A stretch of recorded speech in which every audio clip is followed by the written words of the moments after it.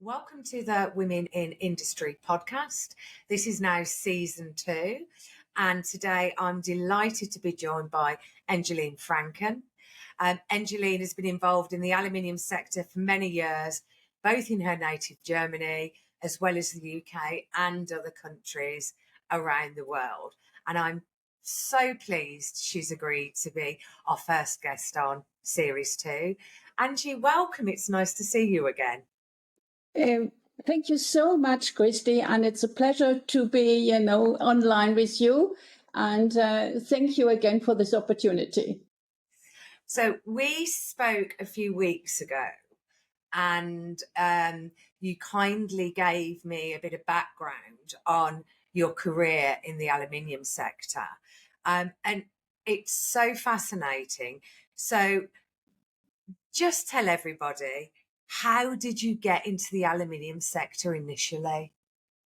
Thank you, Kirsty. Usually when I have to confirm, my career, I tell the people, just sit down. It will take more than an hour and relax. So don't worry, it's not going to be an hour. It's going to be shorter. But it is a bit comprehensive because I've done a lot. So let's start about when I started. I started in 1972 to work for a company called TE Maschinen GmbH in Düsseldorf. Now, this company was a subsidiary from Tube Investment Group. This was a holding company for specialized engineering companies in London. Manager of these engineering companies were sent to Düsseldorf in 1972 to market their products in Germany. Now, one of these managers came from British Aluminium, one of the largest aluminium producers at the time worldwide. Now, together with his manager, whose name was Dennis Bistreen, he's coming from Leamington Spa, he was a technician, we set up in 1973 British Aluminium GmbH. Now, this office was initially, and you will record this, in Mr. Steen's living room. I mean, that's how you start up with new companies, So I was 23 years old and had no knowledge of aluminium. I had studied in the States languages and worked after that shortly in the commercial business. Now, as my philosophy of life is to know exactly what you are selling, I did 1 year training course in all the various factories of British Aluminium in the UK, from Invergordon in the north, where the smelter was, to Riola, down to Wales, where we produced tubes and extrusions. Now, being a young woman, this was pretty extreme for the workforce. I was standing on presses, draw benches, laboratories, rolling mills, etc. And of course, many questions were asked. But the support was there, and I learned a lot, and my aluminium became my passion. So just as a side effect, whenever I enter a production hall, where metal is machined, etc., my heart starts beating faster. So the challenge now was to sell the product in the German market. Now, since there were special products for the industry, special industry was required. Now, automotive was at the time the runner. So I contacted various subcontractors to the automotive industry. But in Germany, there was a lot of competition in the aluminium industry. So I had to be better than anybody else. Getting an appointment was one thing. Being confronted with the buyer was a different matter. Here I appeared as a young woman, blonde, blue eyes, and should sell aluminium. Now, these buyers were very, very skeptical. I did what I always do. Put on a smile, have a smart dress, and talk. So, of course, a lot of preparation was needed to enter into these discussions. And as my partner, Dennis Steen, was a technician, this had, of course, helped. But we were talking about the 70s, where the UK was faced with strikes and had not yet the right attitude of serving customers. So I had to cover up my German way of service with the English way of looking at things. So this meant internal fights with my partner to have the best solution. But the most important thing is to set up a personal relationship with the customer. And this is the advantage of a woman. I think that's always been something that a good salesperson will excel at, is identifying that relationship. And as well, women have, and some men, but women have a lot greater, what we call now, don't we, emotional intelligence. Yeah. Maybe it was more empathy, and we didn't forge relationships on what I would call peripheral things like a football team or something like that. Yeah. You'd ask about their life, you'd become involved in their life. And that, just that attitude would have been um, quite unusual, I imagine, at the time. Yes, you're quite right. And only, you could work with, like charm, humor, and commitment. This is the only way, And of course, at the end, my aluminium customers became my family. And even today, I'm in contact still with a few of them, and they're much, much older now. So to do business on this basis is much easier, and, success will follow. So, to finish the first part, in 1983, Alcan, which is a very famous company, bought British Aluminium. And of course, I had to liquidate our company in Düsseldorf. I had 12 employees and I did a turnover of 30 million Deutschmarks at the time. So really black figures for the company. And this was the hardest time in my life. I had to liquidate, this company. But Alcan in Montreal offered me to represent British Alcan in Germany for the product's aluminium tubing and section. So I've done this 25 years successfully. And this episode will take another to report on. So it's up to you now. I just want to pick up on a phrase you used there, which I think is probably going to be the title of your podcast: charm, humour, and commitment. I love that. And you mentioned that you're in touch with a lot of your customers from when you first started out.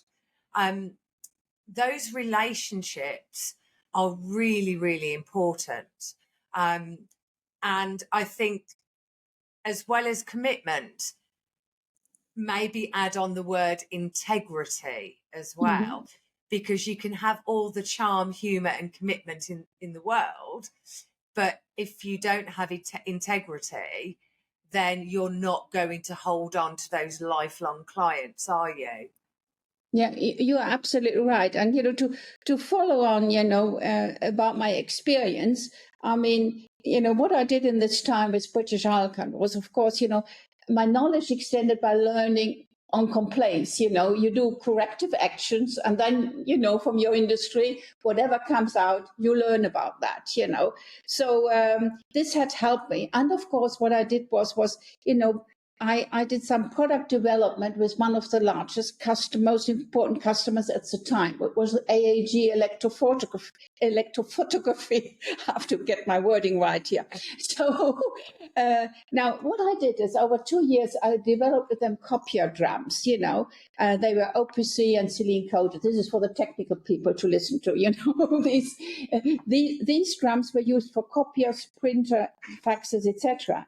And in the following years, I became the largest supplier of these drums in Germany.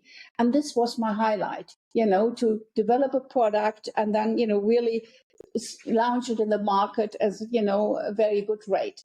And another thing which I really enjoyed doing was I developed the new X-ray machine with Philips Medicine Technique in Hamburg. And this wow. Yeah. That's really impressive. Yeah, and this X-ray machine was used for universities, for studies and to do special things. And one highlight of this machine was, you didn't use your brown envelopes. When you do an X-ray, you get a brown envelope with all the pictures. Now, this all was done digital at the end, So that was, and I'm telling you, this was in the 70s, was a long time ago. Well, it took a long time for that to sort of link through to the to us now, because I was still having X-rays in envelopes 20 years ago. I mean, you've been in the aluminium sector on so many different levels. You've had a great career. You've had low moments and a lot more high points, good points in your career.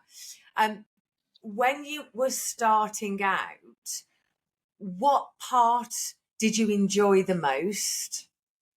I mean, really what I enjoyed most was, do innovative products, get into new areas, find solutions for it, But I mean, as a woman, was always difficult because people would really not accept it. I mean, I was sitting like in a technical meeting, like at AAG, talking about these copier drums, and I could not find a solution for XYZ, And I came up with a very simple suggestion. And, they said, oh, that's it, because nobody thought, they all think, very narrow-minded, technicians are in that way, only technical. And we as a woman, we think more realistic about things, and visualize things in a different way. And, this really, I enjoyed very much. I love working with people who think differently to me, because they will come up with something that I wouldn't even consider, and vice versa. And I think the more different types of thought processes you have round the table, and you can all collaborate and work together, you're going to come up with some really, really great innovations. So as you've gained more experience, is innovation still the thing that you love most? Yes, I would think so, because I think this is, the topic, not of my life, but, of the world now. You have to be innovative, just to come back to, part of my career. I worked 2 years in China. Doing, this company, 10th largest extrusion company in China. They bought 4 SMS presses. And they decided to do special tubing for the automotive industry. Now, their main business was like facades and window sections, etc., but no special products. So I came there to advise them. Now, I was the last one in the queue of applicants to be accepted. No, none of the men in the aluminium industry wanted to go to China, and it was me, they selected, and of course an interview with the CEOs and everything. And then I had 15 engineers working for me. And as it was in China at the time, that was 2006 to 2008, really. I mean, I told them every day the same thing, and, they, they really didn't make it, What I did was I really took the old customers from our Sauerland area, who I changed from steel to aluminium. Now, you're in the steel business, but, at that time we did steel to aluminium. I polish aluminium as well. You're okay. I'll let you off. Right. But I mean, they had the experience and they came over, said, you want to have, competitive prices for tubing for the automotive industry. You come and help me on these presses, and you find out what the speed of the press is and how you do heat treatment or whatever, And this worked very well, and I enjoyed that because, their experience with new presses, ideas, was quite successful. So you obviously, you're from Germany originally. You've worked in the UK. You've worked in China. You've worked around the world. Which countries have you most enjoyed working in? Which different countries do you feel that when you look back, you go, that was a wonderful time in my life? I mean, actually, it's the UK, if I'm honest, because, I'm working still with aluminium special products in the UK. And I mean, I spent most of my life in the UK. So I feel like being English, so.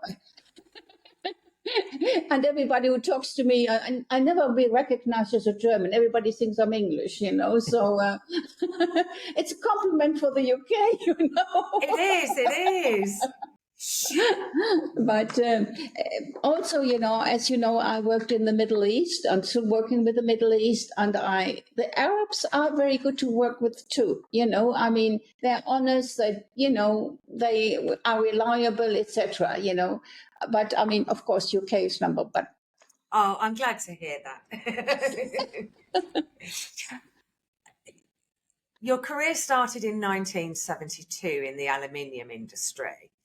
And of course, you've amassed a lot of skills in the aluminium sector, from the technical side, the innovation, the sales, the customer service, the team leading, so many different skills.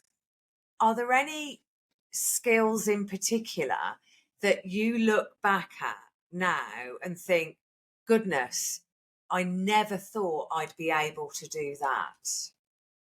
I mean, the first skill was really to get your position in a men's industry, to be accepted, that people listen to you. I mean, and this is, I think, the biggest success I have, if I might say it like this, is that if people ask, what about your website, and, everybody says, oh, Angie doesn't need a website. She's so known in the industry, So, but, all the experience and all the contacts, this makes it. And of course, developing products, being innovative, this is, what I like. I probably not as much as you, because obviously you've worked in a lot more countries than I have, but there is something quite humbling, isn't there? Where somebody will ring me and they go, "I've been told to talk to you because you'll know the answer," and normally on stainless steel. And I imagine it'll be the same for you with aluminium. Exactly. And every now and again, I find myself thinking, wow, 35 years ago when I started, who'd have thought I'd be consulting in New York and all of that? And sometimes it takes you a bit by surprise. Yeah. But as lovely as metal is, stainless steel and aluminium, it can't be all about work. So when you're not at work, how do you achieve your work-life balance? How do you relax? How do you enjoy yourself? I really, I mean, you might laugh about it, but I enjoy myself by using my network. I mean, I set up a club in 2020, like called Ladies Get Connected in Business. And I have one of, some of the top ladies, in Germany in this club, but we don't do it on social media. We do it very exclusively. And the exchange with people which have the same mind than me, this is what is a highlight for me. I feel very, very comfortable. I mean, besides playing golf, of course, but I live opposite a golf club, yeah. and I don't play golf. Angie, it's been lovely talking to you.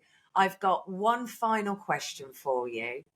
What's the best piece of advice you've ever received?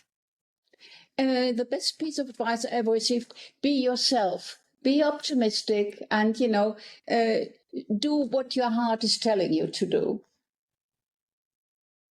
I think being optimistic is a really important one, Yeah. particularly if things are going a little bit wrong or are very stressful, because how we approach that can often help determine a positive outcome. If you go, oh, there's a problem, and if you go, right, there's a challenge, Yeah. how can I solve it? Yeah. It probably doesn't, it won't make the challenge or the problem go away, but just having a more optimistic attitude in dealing with it will make us all sleep a bit better at night, I think. Oh, Angie, thank you so much. I really appreciate you sharing your charm, humour and commitment to the aluminium sector. Thank you. Thank you for having me. It was a great pleasure. Thank you, Kirsty.